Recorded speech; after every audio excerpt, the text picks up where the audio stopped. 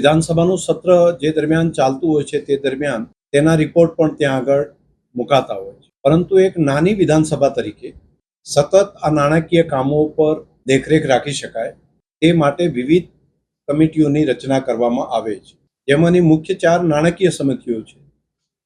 એક public account committee, બીજી જાહેર સાહસો માટેની કમિટી, એક નાણાકીય પંચાયતી રાજ સમિતિ અને ચોથું અંદાજ સમિતિ. આ 4 કમિટીઓ માટેની ચૂંટણી જેનું જાહેરનામું વિધાનસભા સત્ર દરમિયાન આપણે પાડ્યું હતું અને જેના ફોર્મ પણ ભરાયા હતા. છેલ્લે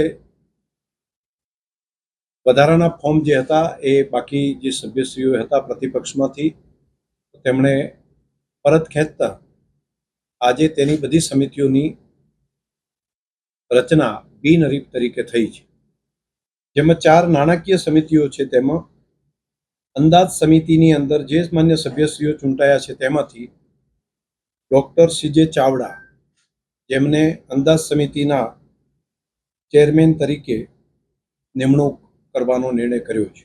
જાહેર હિસાબ સમિતિ, જેની અંદર માન્ય શ્રી પંકજભાઈ દેસાઈ, તેમને સમિતિના પ્રમુખ તરીકેની નિમણૂક કરવામાં આવે છે. જાહેર સાહસો માટેની સમિતિ, તેની અંદર માન્ય શ્રી રમણલાલ વોરા, તેમને સમિતિના પ્રમુખ તરીકે તેમની નિમણૂક કરવામાં આવે છે. અને પંચાયતી રાજ સમિતિ, જેના ચેરમેન તરીકે શ્રી ઉદયભાઈ કાનગડ, તેમને સમિતિના પ્રમુખ તરીકેનું તેમની નિમણૂક કરવામાં આવે છે.